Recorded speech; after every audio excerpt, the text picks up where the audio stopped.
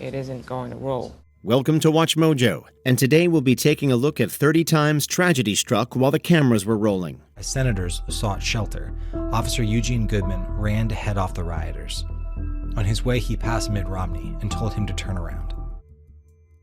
Campfire. Welcome to tonight's press conference for the Campfire, November 10th, 2018, 1800 hours. California has seen some devastating wildfires, but perhaps the worst of all came in 2018 with the legendary Campfire. This is the deadliest and most destructive wildfire in the state's history, completely destroying the town of Paradise, toppling nearly 19,000 structures, and killing 85 people as it burned through 153,000 acres. The fire was also notable for the extensive footage that emerged, complete with live press conferences and major television networks providing real-time updates, often with stirring aerial footage and commentary. Dramatic personal footage was also streamed online, many showing parents comforting horrified children or panicked drivers navigating through hellish landscapes. It was the cataclysmic fire that captivated the nation. Holy It was suffering moving that slow. Like, I didn't understand why not everyone was flooring it. Like, we were all about to burn alive. Like, why isn't everyone like full speed ahead? Like, why are we stuck? Like, why? Damar Hamlin. To midfield and lowers the shoulder for 13. This is where Joe Burrow is so good. And now another Bills player is down. You never know what you're going to get with live sports. Unfortunately, sometimes that means horrific injuries and maybe even deaths.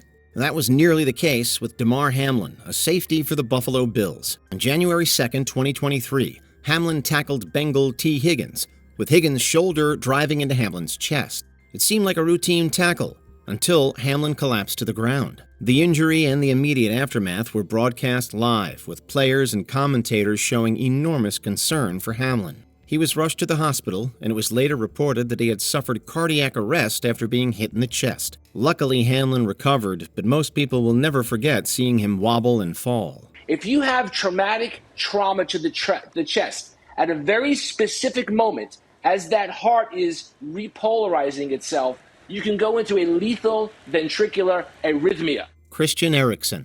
Somber mood, but I don't think there's another mood after what we just saw in Copenhagen between Denmark and Finland. Europe had its own Damar Hamlin situation with Danish footballer Christian Eriksen. It happened on June 12, 2021, when Denmark was playing Finland during Euro 2020. Shortly before halftime, Eriksen was set to receive a throw-in when he stumbled forward and collapsed to the pitch face first, the ball bouncing off his falling body. He was then given life-saving CPR and defibrillation in full view of live TV cameras, panicked fans watching in the stadium.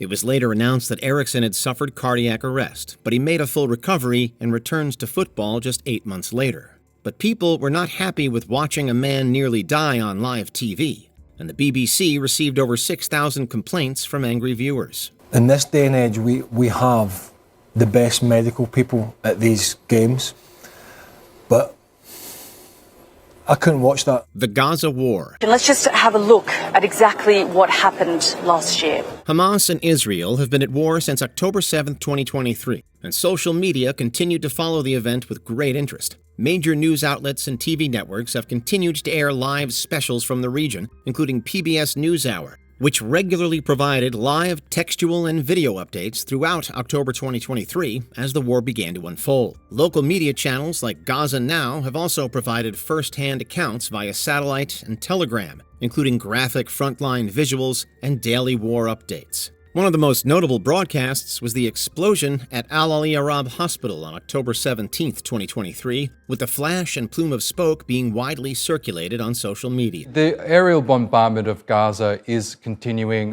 for a fourth day now. We know that almost 1,000 Palestinians have been killed in Israel's response to Hamas's surprise attack on Saturday. What's your reaction to what we're witnessing in Gaza right now? Hurricane Katrina. Natural disasters are fodder for live TV, as news stations try to keep viewers updated on any and all developments. The winds have really picked up here significantly over the last half hour. It happened with the Boxing Day tsunami, and it happened with Hurricane Katrina. Occurring in late August of 2005, Katrina is widely known for hitting New Orleans, where the situation was made worse by fatal flaws in the city's levees. It's hitting bad right now, Miles. Winds easily gusting to 100 miles an hour. Most of the city was destroyed and left underwater, and the visuals of such were widely shared in the media. When all was said and done, Katrina caused $190 billion in damage and killed thousands. Thousands make their way to the Superdome and Convention Center in hopes of being evacuated.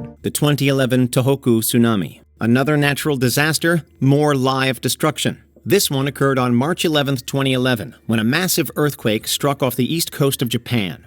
It was the most powerful earthquake in Japanese history and caused waves that measured up to 130 feet and traveled almost 430 miles per hour. It was the largest quake ever known in Japan and one of the 5 largest recorded in the world. The destruction killed nearly 20,000 people, and hundreds of thousands more were injured and displaced. It also directly caused the Fukushima nuclear accident, which was also extensively covered in the news and which also displaced thousands. The tsunami remains the costliest natural disaster in human history, causing upwards of $300 billion in damage. It's been over an hour and a half, and we're still seeing large tsunamis moving and hitting the area. The Boxing Day tsunami.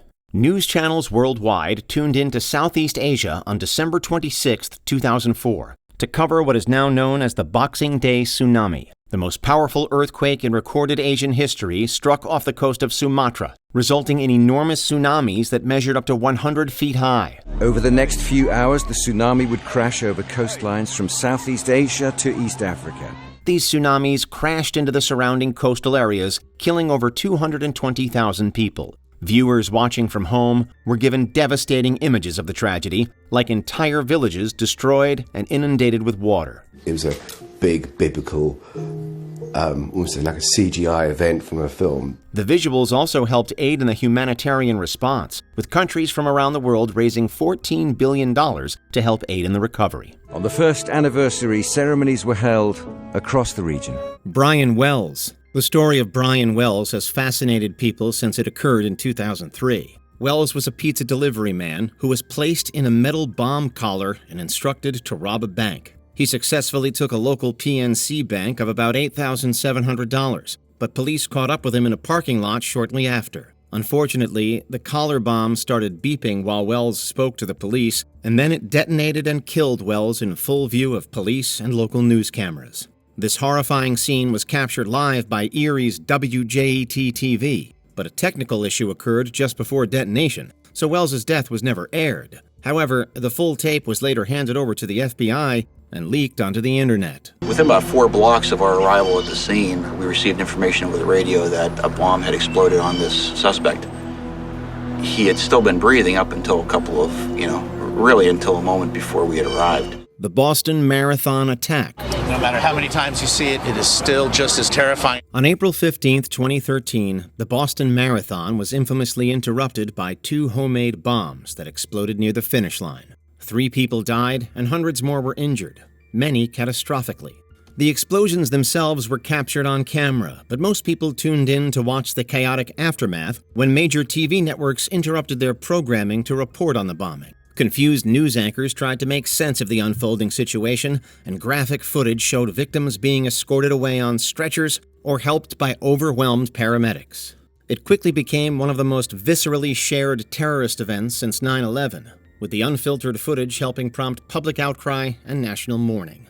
WBZ-TV and News Radio 1030 would later win a Peabody Award for their coverage of the bombing. From our entire WBZ family to all of them, we say, thank you for trusting us to share your stories. Thank you. The West Freeway Church of Christ shooting. Cameras inside West Freeway Church of Christ were rolling. The concept of live TV is ever-changing, and many people now consider live streaming to be a new form for the 21st century. But the problem with live streaming is that anyone can do it, and there are very few regulatory practices in place to prevent the broadcasting of tragedies. This leads us to December 29, 2019. The West Freeway Church of Christ of White Settlement, Texas, was live streaming its service, as it always did, when Keith Kinnunen entered. With a sawed-off shotgun, he shot and killed 2 members of the church before being shot himself by security. In a span of just 6 seconds, viewers watching live saw 3 people get shot and die, and this footage was later shared throughout the internet at large.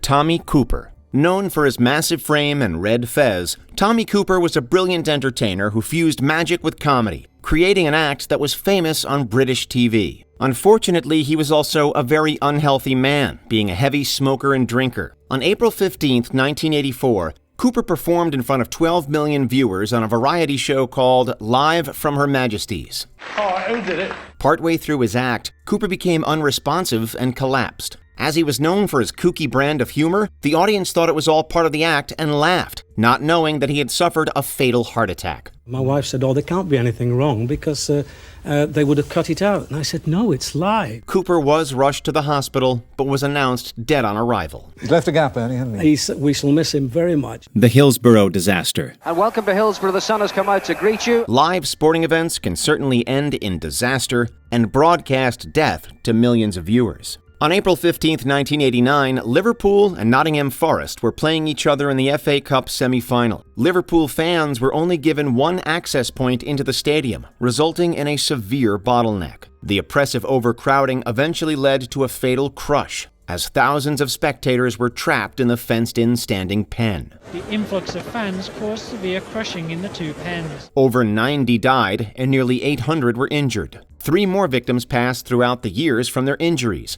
bringing the death toll to 97. The tragedy was initially blamed on hooliganism, but later inquiries found that the design of the stadium and the negligence of the police were responsible. The extent to which tragedy has touched the game throughout the whole country and beyond these shores is apparent. Daniel V. Jones. After it was found that he had both cancer and HIV, a distraught Daniel Jones decided to take his own life and protest American healthcare in the process. To do so, he decided that he would die on live TV. At least 8 local stations did what they always do, sent news helicopters to the scene and broke in with live coverage of the event. He called the police on himself and proceeded to act erratically on the LA freeway, throwing things off a bridge, making obscene gestures at the news helicopters, and unfurling a protest banner about greedy HMOs. And then things got violent. Jones proceeded to light his truck on fire, and after walking around stunned and disoriented, he took his own life with a shotgun. A lot of the LA news anchors immediately called it a tragedy. All of this was shown on live TV in graphic detail, leading to widespread criticism of Los Angeles news stations. There was really no way that we could anticipate what this man was about to do. The 1992 Los Angeles riots. For almost a week in the spring of 1992, Los Angeles was on fire, and all the various news stations were there to capture it. This thing is swelling as the minutes go by. The riot began after the 4 police officers charged with beating Rodney King were acquitted, and they continued unabated for 6 days, resulting in 63 deaths, thousands of injuries, and over $1 billion in property damage. The riot was extensively covered in the mainstream media, capturing widespread acts of vandalism, destruction, and intentional harm. We are hearing loud noises. I don't know what they are. This includes the attack on truck driver Reginald Denny, who was pulled from his vehicle and nearly beaten to death in front of live news helicopters. I remember the events of that day like it was yesterday. It just does not go away. Waco. On February 28, 1993, agents of the Bureau of Alcohol, Tobacco, and Firearms attempted to serve an arrest warrant on the Branch Davidians, a cult running out of Mount Carmel Center in rural Texas. A gunfight erupted, resulting in 10 deaths. Huge numbers of Americans watched this play out on their television sets, and the ending was incredibly horrifying. This shooting instigated the Waco siege, with the FBI stationed outside Mount Carmel for nearly 2 months, while the Branch Davidians remained inside. The siege ended in tragedy on April 19th, when a massive fire burned down the complex and killed over 70 people. Winds fanned the flames and reduced the entire property to ash within an hour. To this day, the events of Waco are fiercely debated, with the fire being blamed on both parties. Regardless, it was a media sensation that resulted in enormous controversy for the American government. This is not an assault.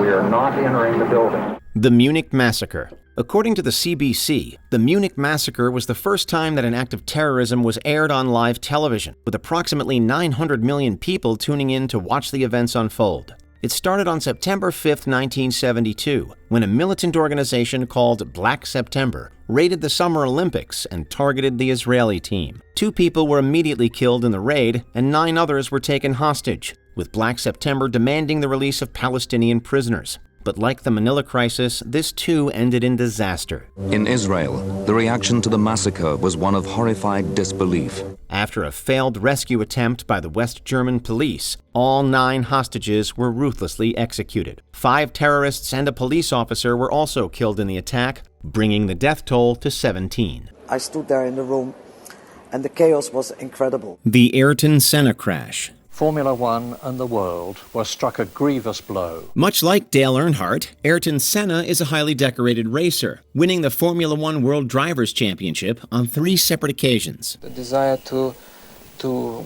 be ahead, to be the fastest. Driving for Williams-Renault, Senna won the first 3 pole positions during the 1994 World Championship, including at San Marino.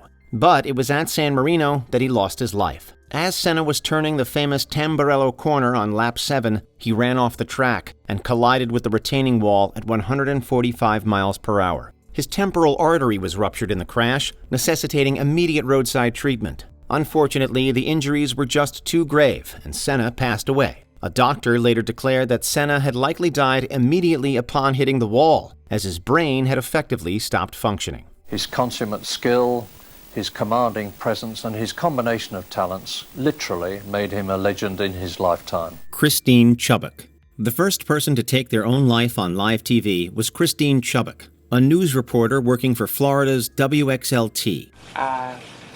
It appears that we're having some technical difficulty. Chubbuck suffered from depression, which was mainly fueled by her loneliness and inability to find a partner. With her 30th birthday quickly approaching, Chubbuck fell into despair over what she perceived as a failed social life. After throwing what many colleagues consider to be a goodbye party, Chubbuck took her own life on July 15, 1974. TV 30 presents what is believed to be a television first.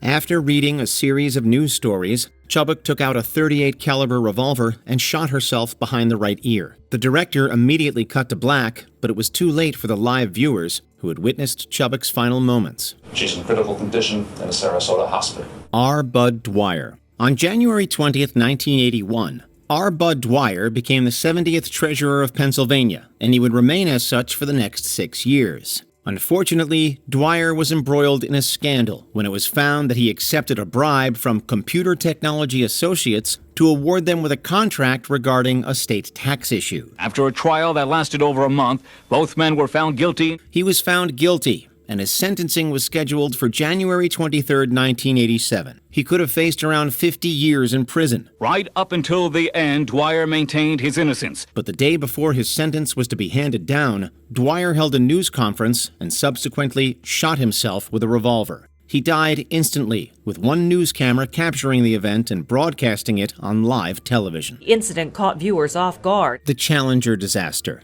Every 80s kid surely remembers the Challenger disaster. There was a ton of hype behind this launch, led mainly by the Teacher in Space project, which allowed New Hampshire schoolteacher Krista McAuliffe to fly with 6 other astronauts. And liftoff.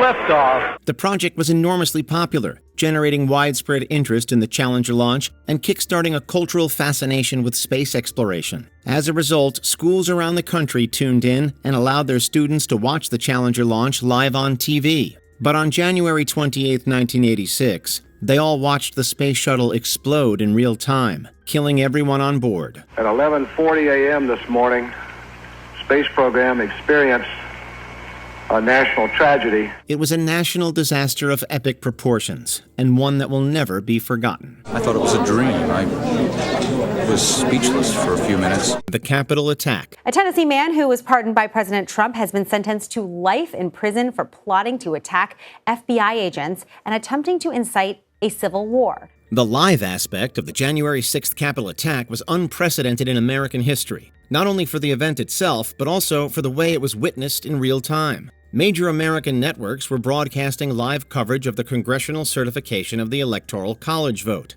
But as the mob breached the Capitol perimeter, they shifted into breaking news mode. With that, live helicopter footage and on-the-ground reporting showed angry protesters scaling walls, smashing windows, and clashing with police. Many of the rioters also live-streamed their actions, providing live documentation from the perspective of the participants. It was a surreal viewing experience, with real-time images of rioters entering the Capitol Rotunda, offices, and even the Senate chamber, smashing and grabbing along the way. I tried to call the president immediately, and I've tried a number of different ways to get him. I call on President Trump to go on national television now to fulfill his oath and defend the Constitution.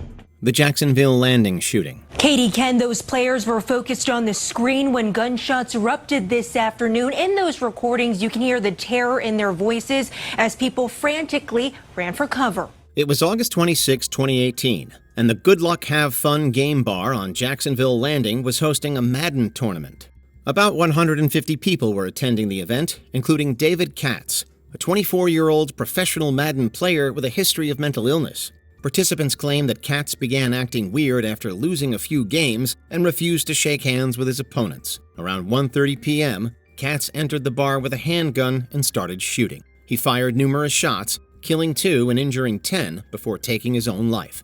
Audio and brief visuals of the shooting were broadcast live on the event's Twitch stream, much to the horrified viewers watching at home. Chaos erupted as employees and bystanders desperately searched for a safe place to hide. One gamer who was at the tournament the day before says it was a friendly game that unfortunately ended in tragedy. 2008 Mumbai attacks. Mumbai, India was hit by a series of coordinated terrorist attacks between November 26th and 29th, 2008. 10 Pakistani militants targeted several locations across the city over the course of approximately 60 hours, killing 166 people and injuring over 300. Numerous Indian news channels devoted themselves to covering the attack as it unfolded, often broadcasting hostage situations, explosions, gunfire, and commandos in action. Journalists also provided minute-by-minute updates, often standing directly outside conflict zones as violence erupted around them. Unfortunately, enforcement efforts were greatly hampered by these live updates, as both the attackers and their handlers in Pakistan reportedly watched the broadcasts and altered their tactics accordingly. As a result, India introduced delayed broadcast guidelines during terror operations to avoid giving away real-time information. The Columbia disaster. Good evening, everybody. I'm Peter Jennings at ABC News headquarters. In the words of a flight director at NASA, it has been a bad day. On the morning of February 1st, 2003, Columbia was returning from a 16-day science mission and was scheduled to land at Kennedy Space Center in Florida. 7 astronauts were on board, and NASA TV was broadcasting the landing, complete with a live feed of mission control. But the shuttle began experiencing problems as it re-entered Earth's atmosphere, and as communications were lost and the scheduled landing time passed, viewers saw confusion and concern develop at mission control in real time. News outlets then began reporting shortly after, especially when reports of a loud boom and debris falling from the sky came in from witnesses in Texas. Indeed, at 8:59 a.m., Columbia disintegrated, becoming the second space shuttle mission to end in disaster. This is Mission Control Houston. Flight controllers here continue in a contingency, securing information and notes. Search and rescue teams have been mobilized to the Dallas-Fort Worth area. Shannon Stone. The ballpark in Arlington opened in April 1994 and was immediately met with tragedy. During the very first game in the stadium, a fan fell over a railing in right field and broke numerous bones. It would be an ominous sign of things to come. Fast forward to July 7, 2011, with the Rangers playing the Athletics. A foul ball went into left field, and Josh Hamilton threw it to fan Shannon Stone, who was attending the game with his 6-year-old son. Stone reached for the ball and flipped over the railing, falling 20 feet and landing head first on the concrete below. Our staff were very heavy-hearted about this, and our thoughts and prayers go out to the family. While he was conscious following the fall, he died of blunt force trauma on the way to the hospital. He was a great father, and they're inseparable. The Phoenix News helicopter collision. Tragedy can strike at any time, even while covering a seemingly innocuous police pursuit. Phoenix stations KNXV-TV and KTVK were both covering the chase via helicopter and airing it live on their respective stations. During the chase, one reporter yells in surprise while the camera turns to static and a metallic screeching noise can be heard. The anchor back in the station looks at the camera in surprise and simply states, "We don't know what has just happened right there." What happened was that both news helicopters collided in midair, sending both to the ground and killing all 4 people on board. Today, all English-language news stations in Phoenix share one helicopter to prevent further tragedies of this kind. The safety factor is that those are lives up there. The death of Dale Earnhardt. When someone is at the top of their game, it seems like they are invincible. I'm even stronger this year. I'm working out and staying in shape. Dale Earnhardt is a NASCAR legend, having won 7 Cup Series championships. But his life came to an end on February 18, 2001, when Earnhardt was racing in the Daytona 500. Dale Earnhardt has died from a crash suffered in Sunday's Daytona 500. On the very last turn of the final lap, Earnhardt made contact with 2 other cars and crashed head-on into the retaining wall at 160 miles per hour. One of the racers that Earnhardt had hit rushed over to his car and, after looking inside, waved frantically for the paramedics. He knew immediately that Earnhardt was gone, but his death wasn't officially announced for another 2 hours. We've lost Dale Earnhardt.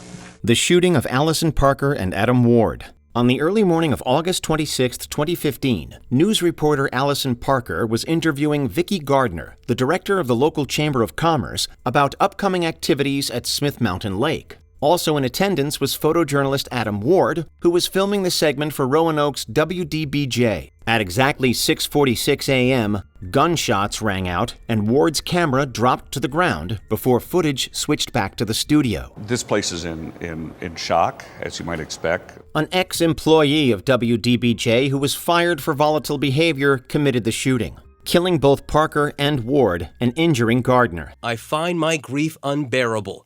Not hearing her voice again crushes my soul. A manhunt ensued, and the perpetrator eventually took his own life. The Manila hostage crisis. Philippine National Police Officer Rolando Mendoza was fired in 2009. 1 year later, on August 23, 2010, Mendoza embarked on a tragically misaimed attempt to get his job back. A tourist bus is accosted by a man who at first makes out to be a policeman. He planned to hijack a bus and hold it hostage until he was given a chance to defend himself in court. The crisis lasted hours, and the negotiations between Mendoza and the police played out on live TV. But then Mendoza's brother Gregorio illegally crossed the exclusion zone to speak to Rolando, leading to his arrest. Enraged by his brother's arrest, which he saw occur through live news reports on the bus, Mendoza began executing hostages. 9 people were killed, including Mendoza, who was ultimately shot by a sniper. Pwede naman siguro, ewan ko kung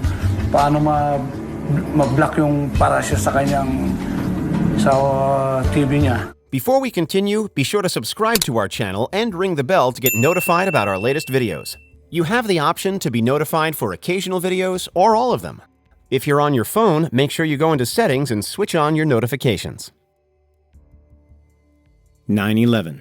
September 11, 2001 is a day that will live in infamy. We believe that a plane has crashed into the World Trade Center. It's one of those days that people will never forget, where they remember exactly where they were and what they were doing when they learned about it.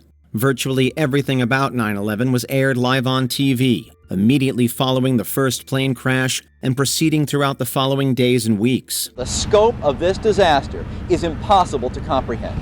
Scheduled shows and programs were halted to cover the news, and viewers watching at home witnessed things like the second plane hitting the South Tower and both towers collapsing in real time. These are indelible images that will forever remain burned into memory. Thousands of lives were suddenly ended by evil, despicable acts of terror. Did you witness any of these horrible tragedies live? Let us know in the comments.